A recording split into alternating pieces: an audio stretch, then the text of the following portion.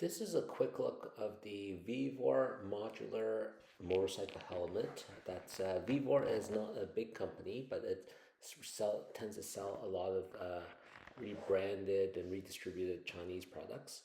The pricing is incredible for this model, and it's about $75. It's made in China by this helmet manufacturer, DOT certified, built-in sunshade, detachable lens, washable liner, and Bluetooth headset slot. The modular flip-up chin section is very, very convenient, and the adjustable chin straps seem pretty solid. You can see that on the opening, it's branded VEVOR, but on the side, I'm glad that they are specifying the exact model number.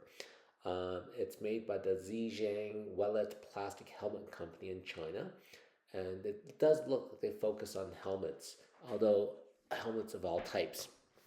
Now, technically, I see that this is the WLT169 model that they sell, and they say that this is DOT certified. Now, DOT is a self-tested by the manufacturer, and in the motorcycle industry, it's looked at with a lot of skepticism. How's that? The helmet itself is relatively light at 3.4 pounds, has a large inlet and outlet vents with a permanent chin ventilation, and they say, as I said, the shell is by ABS material. Now, as I open the box, you can see that it's wrapped nicely. It comes with a very thin, almost like supermarket level black mesh bag, but it does nicely have styrofoam also coming with it. As for sizing, I chose a size medium, and I can see online that says adult helmet sizing. It should fit between 57 and 58 centimeters. My head circumference is 58.5 centimeters, and there was certainly lots of ability to wear it. So it was, if anything, a little bit loose. I will say that compared to my previous name brand helmets like a Shoei or even a Joe Rocket, the lining itself, the padding material is pretty thin. And then here I'm just unpacking it. You can see that I was trying to get the weight scale set up, and I will weigh it for you, showing the 3.4 pounds. Now, oops, here I am going to show you the weight at 3.4 pounds. So it's a fairly a sturdy feeling helmet from the outside. The reason I'm doing this quick look is there's just not a lot of information on this particular model, and especially in the Western Hemisphere.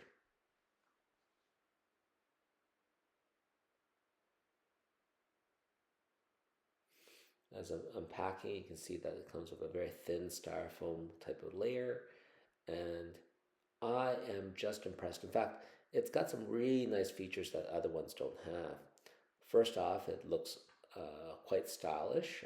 It's got prominent VEVOR branding on the front, and if you don't like it, you might be able to remove that branding with like brake fluid or something, although that might scratch it.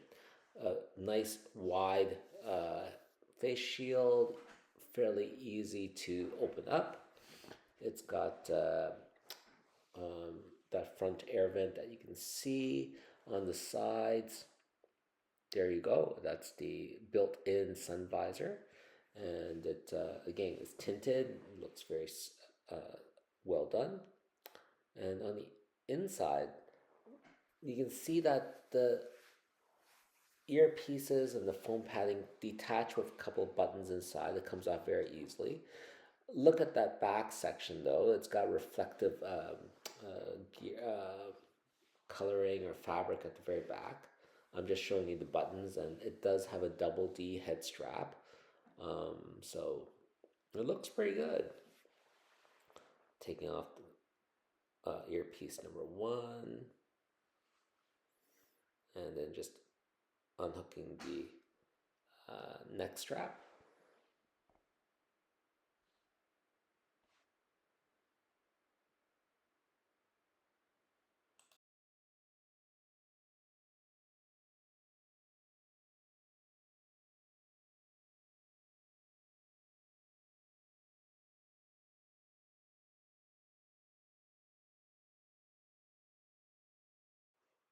With the head strap unhooked, I've opened up the face chin up, and you can see that I can now remove the internal foam padding.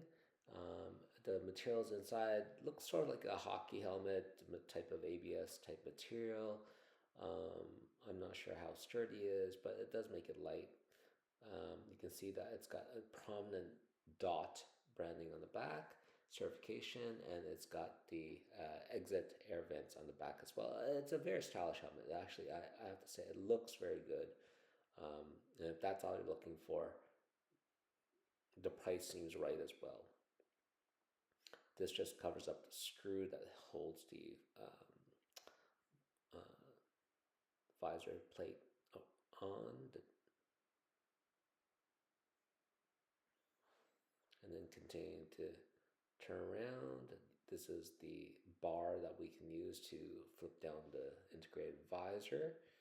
And then what I'm going to do next is I'm going to disassemble some of the extra foam so we can see what's underneath the cushions anyway. So here is the interesting part. Once you remove the foam, you get this almost bicycle helmet like EPS foam. Now, expanded styrofoam is the standard, it's well received. Um, it looks fairly thick. Take a look at this though. You can wiggle that EPS inner liner around a bit. It is a little bit loose in that you can move it around. I did try to take it out, and it didn't seem to want to come out without a lot of force. And I think that it certainly would keep your head in place in the fall, assuming the straps or the outer shell doesn't break. And given the fact that some U.S. states and some places don't even wear a helmet, I mean, I do suspect that would give some protection against low speed falls. That's what the DOT certification is supposed to specify, but again, it's considered the lowest standard. Here I am removing the final reflective back of the head protection.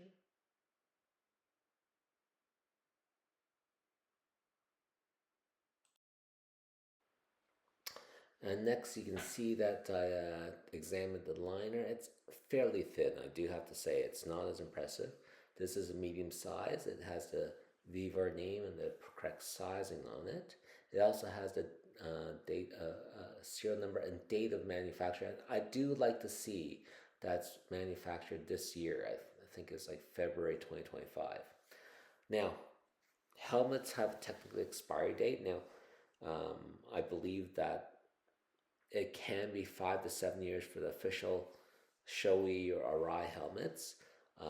For this VEVOR type helmet, I think that you would probably wear out the inner liner before you wear out the expiry date on the styrofoam.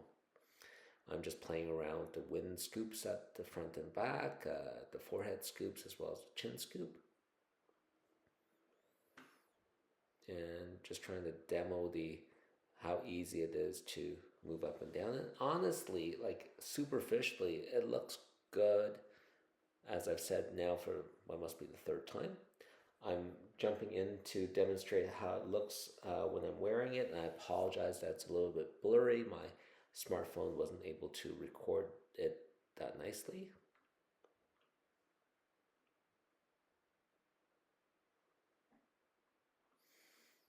And you can flip it up, the chin modular section. You have it, again, seems to be pretty comfortable.